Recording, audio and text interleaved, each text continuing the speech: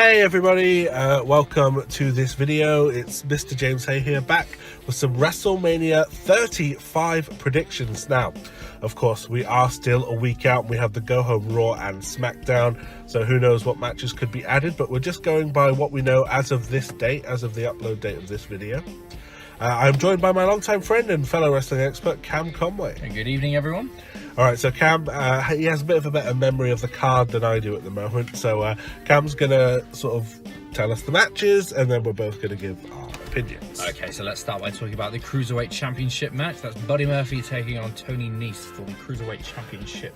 In my opinion, I think Buddy Murphy is quite this well-liked Cruiserweight. Like, they basically crowned him champion in his home country, which is, if you're a wrestler, you go to your hometown, you usually lose. So I'm thinking they have a lot of faith in this guy, and they're going to keep the belt on it. Yeah, I agree. I think Buddy Murphy's the one with the momentum on his side still to this day, and still heading into WrestleMania. He's got the momentum on his side as opposed to Tony Nese, so I would select Buddy Murphy for the win on this one also.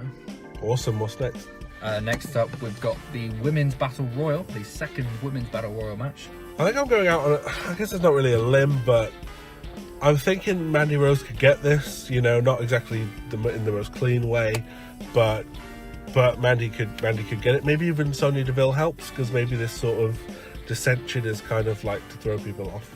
Yeah, I like that pick. I think it's a good pick. Obviously, it doesn't really mean anything, this match. You can pick anything, pick anyone to win it, and anyone can win it. So just off the top of my head, for just a choice win, I'm going to go with Ember Moon to return and win the women's battle royal match.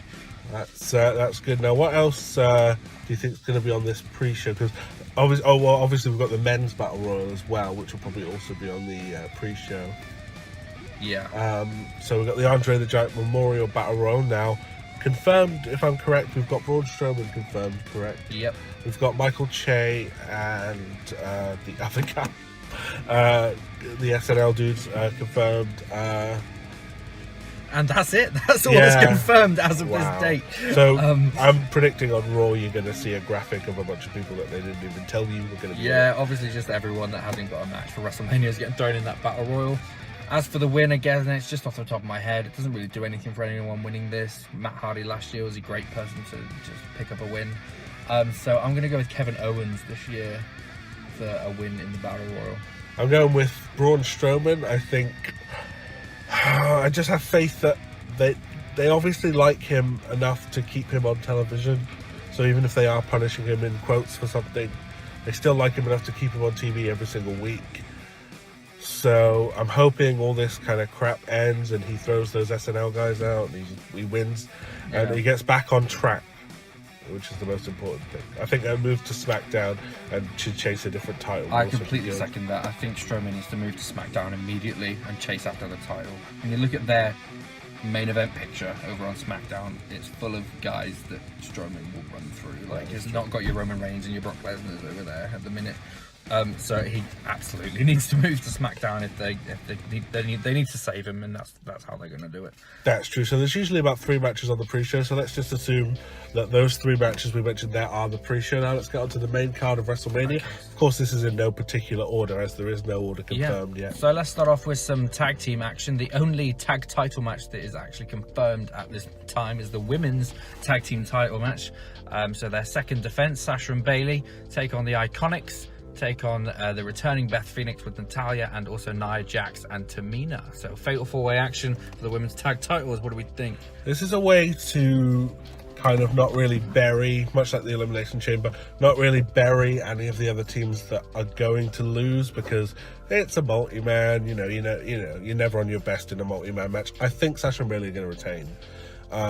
Because I think to be the first champions, especially the storyline they did last year with the dissension between those two, you gotta keep the belts on them for a little while, because if they break, what they're gonna do? Break up and feud? We don't want that just yet. Yeah, I agree. I think Sasha and Bayley for the win, but with it being fatal 4-way, I would not be surprised if they threw us a curveball at all. I don't think Beth Phoenix and Natalya are gonna win it. I think they're just in it for the attraction. I don't think Beth is back long term. I think Iconics are going to win it down the line. they are going to cheat to win when they do win. Yeah. Is that at WrestleMania? I'm not sure. It is right now. So yeah, I think we're both going Sasha and Bayley to retain on that. Okay, well, we're going to move on. Move on to some more tag title action. So the other 2 tag title matches haven't actually been announced yet, but it's looking like it's going to be the Revival taking on Aleister Black and Ricochet. This is the time to crown Aleister Black and Ricochet the champions. I mean, otherwise you're going to have to do some kind of storyline with them, because you can't really have them lose after building up so much momentum over the last couple of months. You really don't want these 2 NXT standouts to be of just people on the roster so soon, which has happened to so many NXT people. So I'm hoping they win. But I could see WWE trying to keep the Revival happy as well. But I'm going to go Black and Ricochet. Yeah, again, I'm going to agree. I think these are the guys that are showing up on Raw and SmackDown, both winning tag team matches for the last couple of months. They did lose at Fastlane, so they lost their first title match. They didn't get pinned, so I still think the momentum is on their side. Revival are just one of those teams that, unfortunately, at the minute are very stale, very redundant, unfortunately. So I think the win is going to go to some NXT stars, and it gives them something to talk about, winning the tag titles in their first couple of months on the main roster. And they're not actually a tag team, are they? When we talk about Aleister Black and Ricochet, no, they're actually a tag team. So the whole thing is a kind of a mess anyway. But they're making the best of a bad situation, isn't it? Really.